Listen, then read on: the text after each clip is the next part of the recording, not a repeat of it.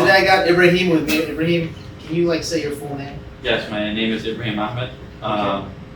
We have some audience members here that are laughing, but it's all good. Yeah. I will leave a disclaimer. Anything I say at this point in time cannot be used against me.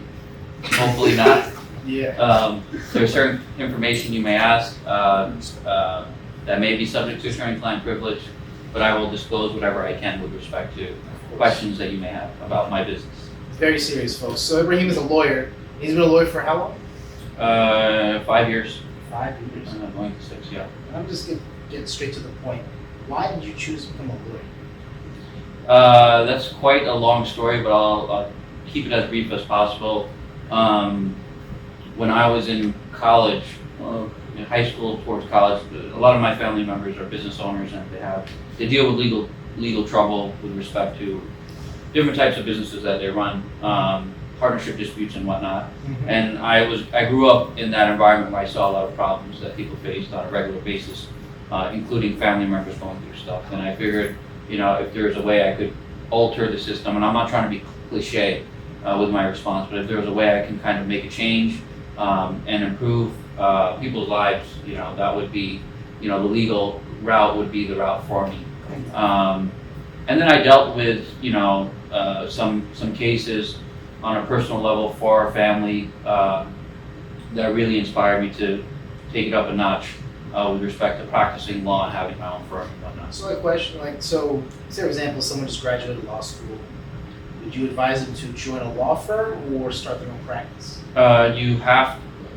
I can't say you have to, because I'm an exception to the rule, to the norm. Okay. I would say, but you need some experience. You need some legal experience in order to cater to your clients and to provide adequate representation and zealously advocate for them. So if you don't have the skill sets, you don't have the knowledge, then you're not going to be able to accomplish that. So a lot of that's built over time through experience dealing with clients, not just the law itself, but understanding how clients function, what their thought process is, explaining to them the procedural aspect, the law, kind of aligning their goals with what you can do for them, so that there's no miscommunication and no problems. And a lot of times in the legal industry, the majority of issues that attorneys have down the line when they're dealing with, let's say, an ethics complaint, is lack of communication, where they're not able to give the client what they're looking for, not because it's the lawyer's fault, but because there's a system and there's a court process that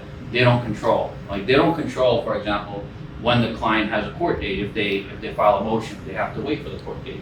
Things change. Their court appearances can change. The judge can change it based on his schedule, right? So, and as an attorney, you need to be able to advocate for a client, but you also need to be able to explain to your client very clearly what you're doing for them, and they have a very clear ground with respect to how things are moving forward. So I would say if you graduated law school, you certainly need not only the legal experience, but you need to have people skills, and it's a very important component of the legal realm. So if you don't have those skills, and quite frankly, I see a lot of attorneys that have been practicing for quite some time, and they may have not developed it, and they're great attorneys. They're great in front of a judge, when they're having oral arguments, but the people skills and having that communication with the client is, I think, as vital as having the legal knowledge. Yeah. So you just figured one day, it's like, I can do this myself and start a firm? That's not how it started exactly. When I graduated law school, I went to Albany Law. When I graduated, I got a position at Garcia Scriven and LeBrock. I worked there for 5-6 months. I worked at Connell Foley for a little bit. I worked at another law office. So I worked at a few firms. I built some experience, but really where I honed in on my skill set and my ability as a lawyer was dealing with pretty hefty lawsuits representing business partners for family, friends, uncles, people that I have good relationship with. They would come to me and say, hey, listen, here's a case, can you handle it for me, Yeah. right? And a lot of those type of cases are very costly.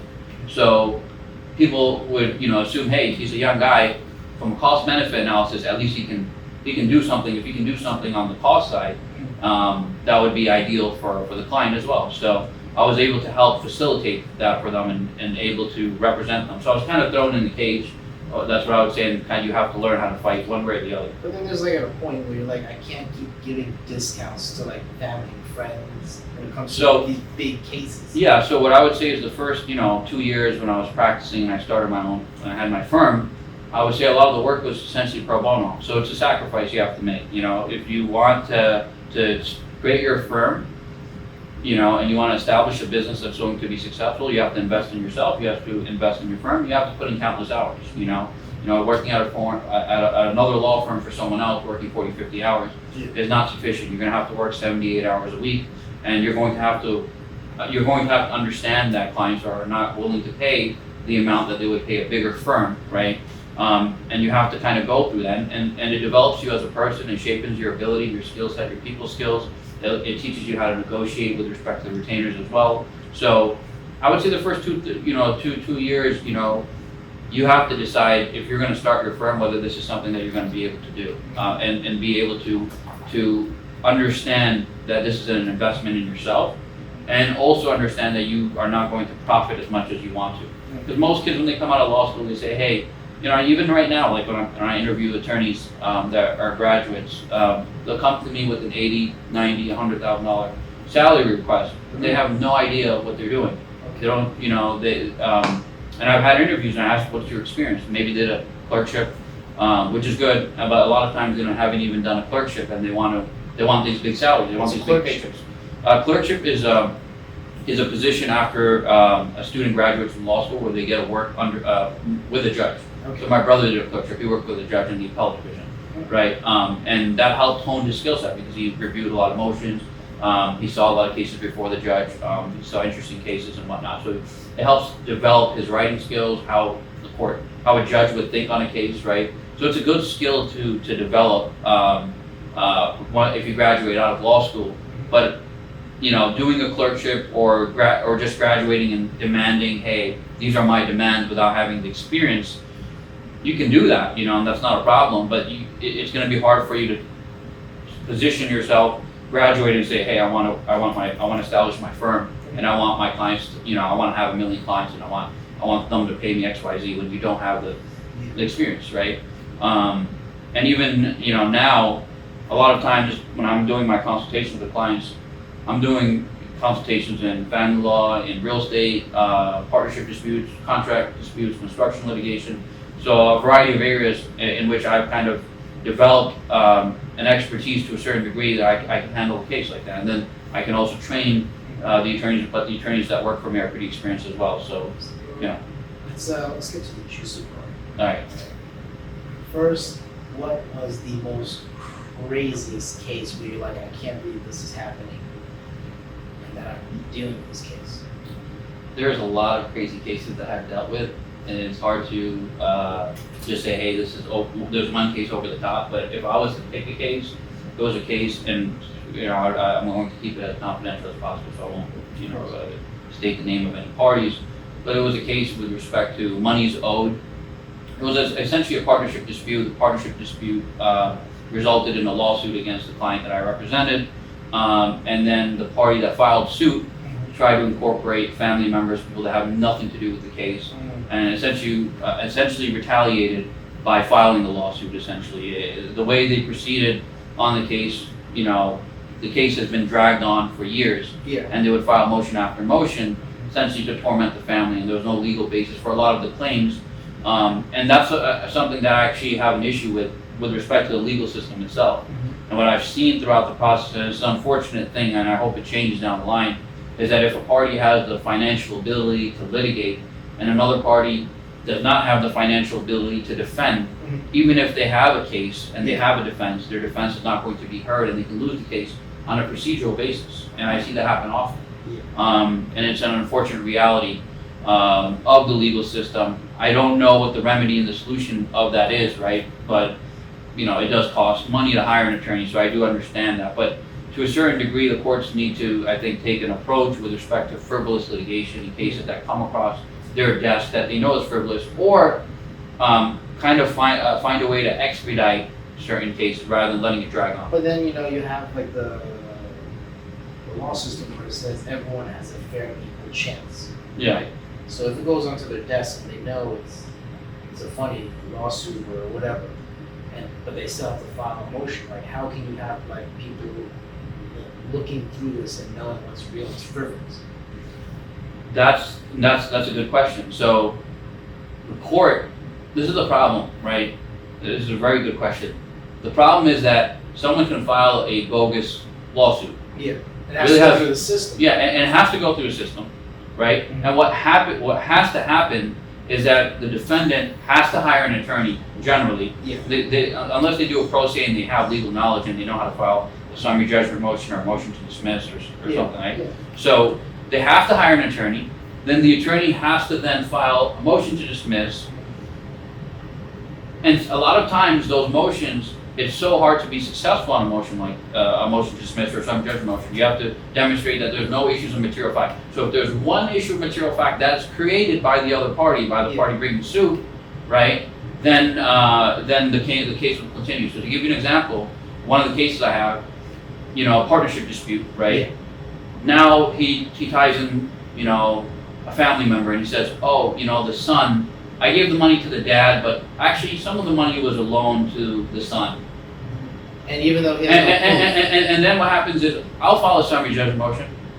There's no claim for unjust enrichment because he never even spoke to the son. okay. And then the plaintiff will go in front of the judge and the plaintiff will say, well, Your Honor, I need to depose the son. And the son was 15 years old at the time. And now he's 19, 20. I need to depose the son to find out, what the conversation was like, whether he was aware of this loan, alleged loan. And the case shouldn't be dismissed against that individual because we need more discovery. And that's a fancy word that attorneys throw around, discovery, exchange of information between the parties. So What happens is, okay, fine, well, we'll have discovery, he'll depose the son, he'll essentially get answers to questions he knows, he can just ask his client that. Yeah. But they go through that entire process, we find out he didn't speak to the son. Then what would happen is, let's say the attorney files a summary judgment to dismiss claims against the son, right? Because there's no relationship between that individual and the son. Yeah. What will happen then, the attorney can file a motion, oh, you know what, I don't want to move forward on unjust enrichment. I think that he was part of this whole scheme and fraud. Now he amended the entire complaint, 2 years down the road. So what ends up happening is that individual, even though he's scot-free, has nothing to do with anything, he had no relationship with that partner, right? He's tied up in litigation for years. And guess what? If he doesn't have the legal remedy or legal means to defend himself, he's out. He could be out whatever the claim amount is. So let's say the claim is $1 million, just hypothetically. Yeah. He's out $1 million, and guess what? When he starts working, that plaintiff can go and do a garnishment on his wages, because now he's an adult and he's working. And there's many things that can happen moving forward against him, and it can kind of ruin his life and his career. And it's unfortunate that the court allows this type of. Can't the judge look at it and be But- like, they don't know each other? You can throw it out. The judge can, but I just mentioned, if he amends the complaint, he changes the entire case Yeah. against the son. You say, Your Honor, no, we're not doing the unjust enrichment. We're claiming fraud. We're claiming breach of contract. We're claiming breach of fiduciary duty. And they're throwing in a bunch of other claims. Now what we have to do, representing the defendant, we have to go through each of those claims, have another deposition, serve more discovery, find out where those claims are coming from, and then we have to dismiss those claims. We've got to file another motion for those specific claims, right? So there's certain problems in the legal system itself. I'm not saying it's a bad system, right? I think it's a system that's way better than many other countries. I think that there is a system for justice if you are wrong, which is great. But I do think that there's flaws in the system that hopefully down the line will change. And I think the change will occur when the judges that actually work on, that are handling the case are sticking to that case. Because what happens is, every year, every 2 years, there's a shift from one judge from one division to another division. So if a judge is working on a case in a civil matter and he's transferred to the criminal court, and there's a new judge that's completely clueless about the case, right? Not because it's the judge's fault, he has to study the entire case. What's going to happen? The case is going to get delayed. The judge needs time. So that typically happens on cases as well, especially in superior court. We're not talking about special civil division where you're suing for $20,000, maximum. a jurisdictional limit. We're talking about cases, in the multi-millions or half, 500,000, 100,000, anything above 20,000, right? Those cases could drag on forever. So it's a problem for the clients too, because it costs money. So that case seems to be the most bothersome case for you. To a certain extent, yes. That was a bothersome case. Now let's change That really gears. shaped my skill set. So. Now let's change gears. What's the most hilarious case that you've ever done? The most hilarious case. I gotta think. There's so many cases. I would have to. I mean, no disrespect to the client, But yeah, I never want to disrespect the client. But some because, of these 'cause if it's things- hilarious, we may laugh at we have a case, for example. Yeah. This is actually a funny one. She wanted to file suit. Okay. Okay. We met her in person. She seemed like a reasonable, normal person. She wanted to file suit with respect to a partnership business dispute. Okay. She claimed that a liquor license, was taken. She had a contract to provide liquor, and the contract was somehow terminated due to no fault of hers, and she was claiming she lost a lot of money. So we end up drafting and filing the lawsuit, and later on we find out that she actually has no claim, and in fact she has some sort of, she's incapacitated to a certain extent. I still don't know if that's true or not, but based upon the way she's talking, maybe she's schizophrenic or something. She would call the office every day, and then I started really what happened is the defendant's attorney said, my client doesn't even know this lady. Really? He has no idea who she is. Then we speak to our client, and then she starts talking about her dog. She would call the office, talk about her dog. She called the office saying she's Ted Bundy one time. What? She threatened the firm. She threatened the staff.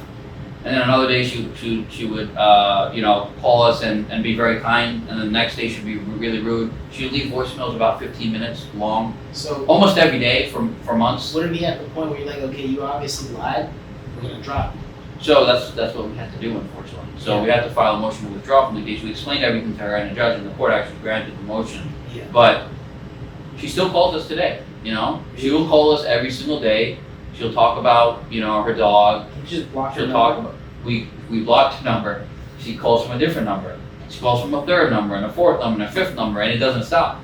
And That's scary. we're trying, and there's really nothing that we can do as an attorney. As attorneys, like, what am I going to do? I can file a claim harassment. Like, claim is, if she already suffers from schizophrenia or has some sort of handicap, there's nothing I can do to prevent her from calling my office, right? So she calls, and it's hilarious now because we talk to her still. Yeah. We still pick up the phone and say, hey, so-and-so, how's everything? How's her family? How's life? And then she'll be mad, and then she'll be happy that we're talking to her. Maybe she's lonely. I don't know what it is, but it's one of those. I mean, that's your good deed for the day. Yeah, so it happens almost every week. There's a call in, and you're like, oh, okay, it's this client again. Yeah. It's Yeah. crazy. Yeah. So how's the firm today? Firm is great. Fortunately, the firm has grown. I used to be a solo attorney, and then Attorney Fiaz joined me. My brother, Attorney Abdul, joined me as well. We have two students that graduated from Rutgers Law. One passed the bar, Saeed, who's going to become an attorney as well. He's part of the crew. Zaid also graduated from Rutgers Law, did a clerkship as well. Very knowledgeable experience. He joined us as well. Andrew, he handles the operations of the firm. He's the chief operating officer. So that's a skill set. He maintains the relationship with clients, manages cases, manages the attorney's portfolio, and makes sure that we're on top of everything. So he's good at managing that aspect of the business, and it's actually vital to have someone like that, because a lot of times when attorneys are busy, or if the attorney does not have the skill set, that communication skill set, sometimes they lack luster in that, but they're great at typing a motion or a brief. Yeah. It's good to have someone that can deal with the clients and kind of level with them and be level-headed, and that's what Andrew does for the firm. Hopefully Andrew listens to this and knows how much he's appreciated. Yeah. For sure. Yeah. But it seems like work takes over your life. So then, what do you do then outside of work? Is it on your mind 24/7? If there's like a case. I feel like there's no off switch when it comes to this work, unfortunately, and it's good and bad. It's good for the clients, of course, right? Because you're always thinking about their cases. You're trying to find avenues and solutions for them, which is interesting because you can't bill them for the time that you think about their case. Yeah. If you're sleeping, you're not. You can't. You only bill for actual work that you do for them. But it's a rewarding profession to be in. You know, when you save someone from being evicted and from being homeless, for example. Tell me your saddest case. Our saddest case turned into one of our best cases. This lady, she owed about $14,000 in rent. And usually when you see a case like that, if you file a motion for hardship stay or something, you know, a motion, the court's just going to toss it out and say, What's you owe hardship the money. stay? Hardship stay is, Your Honor, I can't, my client can't, you know, he's going to be able to come up with the rent, he's going to pay it, but he needs additional time to stay in the unit for, you know, up to 6 months, right? Court's not going to really entertain that. In landlord-tenant court, they're not sympathetic, right? It's just, this is the law, you owe the money, if you come to court with the payment, you stay, if you don't stay. So I was able to, it was a sad case because I was able to push out her court appearances because I was trying to buy her as much time as possible. Yeah. Just kind of really all we could do and what we memorialized as far as the game plan. But I also advised her to reach out to the state, NJ state for rental assistance. That's a big. And I told her like, hey, in the meantime, try to do this. And fortunately for her, she was able to get the funds close to the amount that was owed, minus maybe $2,000 that she had to sell her car actually to get that $2,000. But she was able to get the rental assistance. But even after she got the rental assistance, she entered into a consent order, which is an agreement, before she got the money, stating that she's going to make the payments by a certain date. Yeah. And the date was October, I think it was the end of October, right? I don't remember the exact date. And she didn't come up with the money by that date. She came up with the money in November. Yeah. So they moved forward with breach of contract, warrant of removal. They wanted to remove her. I was able to negotiate a deal where I could say, hey, listen, give her a little bit more time. We have the money, we're holding escrow, let her stay, and then we'll release the money. And she was able to stay, and she was going to be homeless. If she was going to be removed, she had no other place to go. How'd she find you? A lot of people find us through, you know, just searching on Google. If they look up like, you know, landlord tenant attorney, something like that in New Jersey, we do pop up. You know, we have different platforms for advertising as well. You know, we have Billboard for quite some time as well on Route 1. Word of mouth, you know, when clients are happy, they refer business to us. So I'm looking at like your suit, your watch, and everything. And people who are going to be listening or watching this, people are listening. Ibrahim has a really nice suit and watch on right now. Yeah. So for people who want to get to that level where they can maybe spend it, what do you think they should do as a business owner or someone who's starting out as a lawyer? If you're starting, so as an attorney, one recommendation that I would, you know, push forward is the way you talk, the way you look really matters. If a client comes to your office and you're wearing a $100 suit, not saying anything against $100 suit, and you're really not dressed or you have stains on your shirt or whatnot, it has an impact because the client assumes that, you know, you can't even take care of yourself. How are you going to take care of the case? Yeah. If your office is disorganized and you have folders everywhere, you know, and a client sees that, they may just walk out and say, I don't want to hire someone that's not even organized. How is he going to handle my case if he's got 100 cases on his desk and they're not organized? So, as far as appearance is concerned, right, I would suggest try to buy a nice suit that you can wear comfortably and you look respectable in it.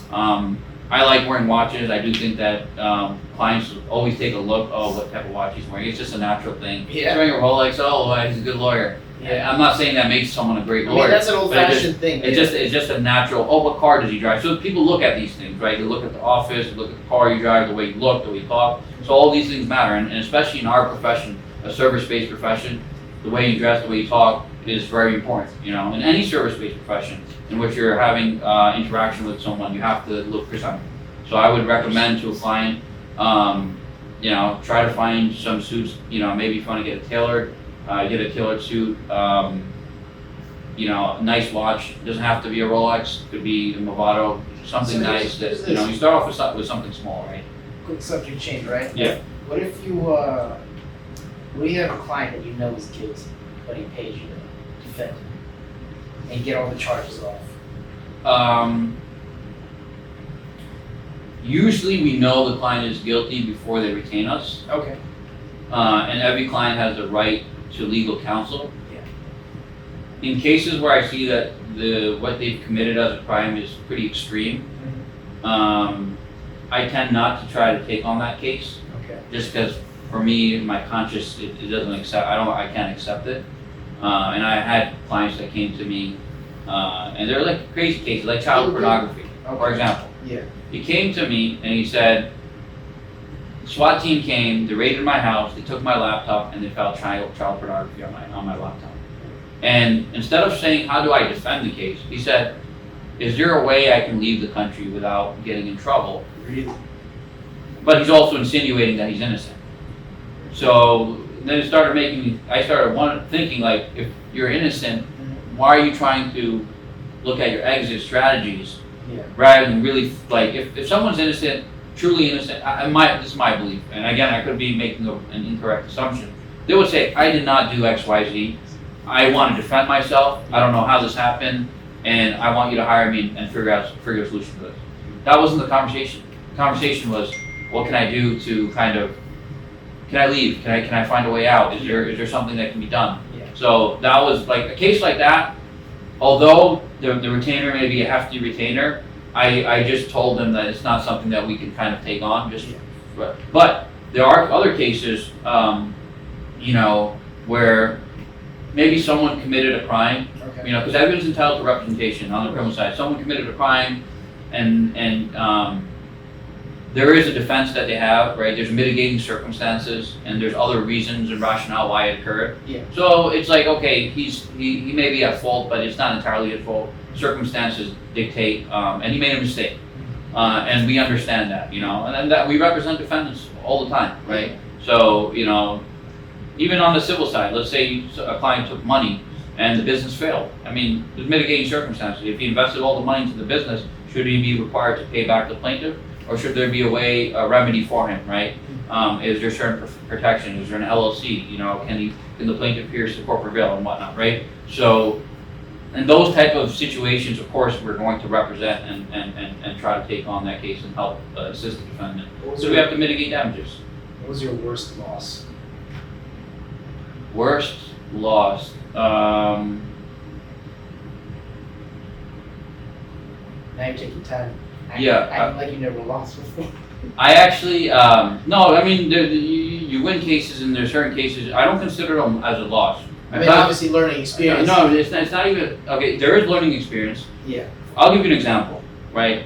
You can kind of clarify whether this is a loss.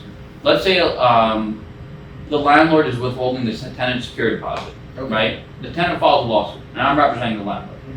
And I asked the landlord, hey, you have to return the security deposit by law. You have 30 days to return it. Why didn't you return it? Yeah. I didn't return it because you damaged the property. Okay, so show me proof. And he shows you proof, and it's really not damage. It's not major it's just wear and tear. It's not major damage to the property. And I advise him, we go to court, we sit in the judge's chambers, and the judge says, Ibrahim, tell the client to return the deposit, because if it goes to court, it's going to go sideways. And then I go to the client and I say, listen, I advise you to return the deposit, because that's what the judge said to me. Yeah. And if he proposes, no, I want to push this forward, right? And I have so many clients do that. They say they really believe in their position. Yeah. And I say, okay, if you want to push it forward, we can, but there is a possibility that you may lose. And then they lose the case after the trial. Yeah. I don't consider that as a loss, because I advise the client of what could be, the outcome. I mean, I knew that we were going in that direction. But if the client is adamant on it, right? There's really, and he truly believes in it, and he's providing his proofs, and he wants to leave it to the judge's discretion. That is his prerogative. So I don't consider something like that a loss. So there are cases, construction case, breach of contract case, a partnership dispute, consumer fraud case, a real estate dispute, right? Where there may be a possibility that the client's case is weak, or we find out in discovery that his claims are meritless or substantially weaker than what we thought it would be. Yeah. And then we advise them of an exit strategy, but they want to persist. And then, because of that, they lose the case and they're not successful. But I don't consider that as a loss, because, and it doesn't happen a lot. It happens once in a blue moon with a client that's persistent. A real loss, like you believed that you were gonna win, that you worked really hard on, that you knew you were gonna win, and then something just came out. I have to think about this one. Yeah. There is something that let you down, that you thought that you were gonna do it, and then all of a sudden. You know the crazy part about the legal industry and just going in front of judges. There have been cases where I thought I was gonna absolutely lose Really? in front of a judge, and we had oral arguments. So I'm like, there's no way I'm gonna win this, but I'm just gonna swing, right? And see what happens. And I'm successful, and I'm just like, wow, that was actually incredible. And then there are cases where I go in, I'm 100% certain that the judge is going to rule in my favor, and the judge doesn't, despite my it's not only me, like multiple attorneys reviewing the law and the facts on that case, but the judge, I believe the judge made an erroneous decision, right? Just because the judge maybe didn't study the case. So there are cases in which I've seen that type of result, and I was like disappointed. So here, you know, let's because you're a lawyer, right? Let's take a famous case like what's that former CEO of Theranos? What's her name? I forgot. It's like Elizabeth something or whatever. Okay. Basically, long story short, she defrauded all of the investors. Uh-huh. She touted a machine that can tell all your diseases through a single drop of blood, and she never showed it to anyone. She showed fake presentations. Uh-huh. Next thing you know, her company's worth like billions of dollars, and then when they find out, then now she went to court. She's going to jail for 11 years. Yeah. Right? Now, how do you, I guess you can say, how do you defend someone like that when you know? And not actually like this, she knows she lost, right? So you can defend to lower the sentence. Yeah. But she wants to appeal it. Right? Now, for the lawyer, from a lawyer's point of view, it's like, all right, I guess we can appeal it and get a lower sentence, but it's been passed. So the problem is that people rely a lot. You know, they have a lot of hope in themselves, and it's good to believe in yourself, right? To have conviction. Yeah. And you never want to take away hope from the client. So if someone is requesting an appeal, the reality is majority of appeals, I would say, I don't want to put, say a statistic that's incorrect. Yeah. But I would say 80% of appeals they get denied, maybe closer to 90%. Okay. So the reality is the appellate court is probably not going to change its stance on what the lower court has decided with respect to a case. Unless there's something clearly erroneous with the decision. Okay. Meaning that there is some new evidence that came into fruition that no one knew about, that should have been produced, or some information the judge clearly overlooked, right? I'll give you a quick example. That podcast murder series with that Muslim guy, he was recently freed after. Oh yes, yeah. Was that Adnan? Was his first name Adnan? No, first name was Adnan. Yeah. Yeah. So what happened there? That's a very. I haven't really studied. I know that was on Netflix. That was also on Netflix. That was on Netflix. That was a very interesting series. I didn't see the entire series, but he was convicted of a murder. Basically, I think he was convicted of like killing his girlfriend at the time. Yeah. And then later on, they found out some new evidence that, or I don't know if it was new evidence or evidence that was hidden or not provided by the prosecutor that was in their possession. Yeah. That they found out later, and they said, "Hey, look, listen, this is a mistrial because X, Y, Z was not produced, and he was not, I think it was 21 years later. Yeah. And they found out that her other boyfriend, ex-boyfriend, also lived in the vicinity of other people who were getting hurt by this guy. Yeah. And the attacks basically were very similar in pattern. I would say that's why they make it to Netflix. I know Netflix frees everyone. Yeah, it's the cases that go there that are very interesting. That's like the 5%, 2%, 3%. Like the probability of success on the case are so low. Yeah. And the fact that it was open is kind of almost impossible, but due to some information, I'm not saying it's impossible, but it doesn't happen often. But is that public record for anyone to take a look at the evidence and understand it? For a case like that, it's a public case. I think you can kind of look into it and research it. But there are some seals with respect to certain criminal dockets. It's not like you can see everything. Same thing with a family court, like if you're filing for a divorce or something, or TRO, those dockets are not disclosed. You can't just search it up, and that the court wants to maintain confidentiality of people, right? So they can't just reveal all that information. Someone that's involved in that doesn't want that information shared with them, unless it's like you're a sex offender and you're living in certain areas and there's laws with respect to that as well. But that's crazy. Yeah. That's one of those success stories. Yeah. but 95% are not success stories, right? Unfortunately, so we're happy for the ones that are able to kind of live their life. You know, he lost does he he get lost so money much from time. the state for being on? I mean, Um, because the evidence was there. Sometimes the state does kind of they take care of that individual, but it's never enough. You know, it's never enough. You know, that's all I can say. You lose 21 years of your life for a substantial period. What can make up for that? You know, $1 million. So here's another one. Yeah. You're old enough to remember this, the O.J. Simpson case. Yes. And you know what they said is like if the glove fits, he did it. Yeah. Right. Yeah. But what got him off? That got him free. What did the attorney do at that point? At that point in time, I think he took the glove. I think they made him try it on in the trial. Yeah. They said, "Here's a glove, put it on," and it didn't fit. And they kept focusing on that statement, and they kind of pounded that statement in the jury's head. They kept repeating that statement over and over, and it's kind of like a psychological ploy where if you're repeating something to someone, they can start believing it, right? And That's more like a show then. I think that's not even. See, that's showmanship. That's legal knowledge, and that's psychology. That's also coaching, like you know, you're. Yeah, and you have to be a litigation attorney. Yeah. That's experienced, that's dealt with a lot of cases, can kind of do that. You know. Here's another thing. Yeah. Everyone in this country is following. Yeah. Johnny Depp versus Amber Heard. Mm-hmm. And you know, it was like making That its was rounds on insane. TikTok, Yeah. all Instagram reels and everything. It was all over social media. The trial was People many were giving their days. breakdowns, and you're like, And- who's this person? Yeah, and it's unfortunate. I don't want to comment too much about that case particularly, but I do think that the jury made the correct decision, and I do think that it was an unfortunate reality. With to a certain extent of the Me Too movement. Someone trying to take advantage of that, and then the evidence was unfolded. It was revealed with respect to the things she did and the footage and her statement and what Johnny Depp said. So it was a very interesting case. But think about it, a case like that. Think about the cost. You have to have a jury. You have to pay the attorneys. She's you have actually to, appealing it too because she's saying that the jury would go home, watch the news, watch social media. yeah, they're not supposed to be influenced, Yeah, right? But But basically influenced. yeah, but a case like that, it's very hard to. They're not supposed to. Technically, a jury's not supposed to be influenced, but I'm sure it's an argument that can be raised, right? That's the thing. I don't think she's going to be successful if that's where you're trying to go with that question. But it was a very interesting case, and I did follow it to a certain extent. Uh-huh. I saw some of the direct examination questions by Johnny Depp's attorney.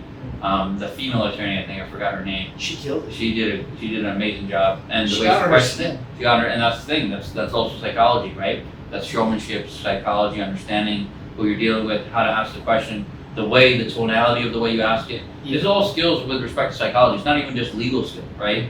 But the way you put the question, you propose the question, put it forth, the way you ask it, how assertive you are, how nonchalant you need to be when you're asking other questions, and kind of just taking them down the road to where your end goal is. Like you have an end goal, Yeah. but you have to ask questions to bring them to that end goal, right? So if someone says yes, then you go to it's a sequence, and you have to take them down the sequence to your goal. Yeah. And if you're a skilled attorney, you can do that without them understanding why you're asking the question. So basically, you have to coach your client as well as explain to them how they should act. So it's hard coaching clients with respect to how to react and what to say and not to say too much. So, if someone's asked a question, were you at home on December 5th?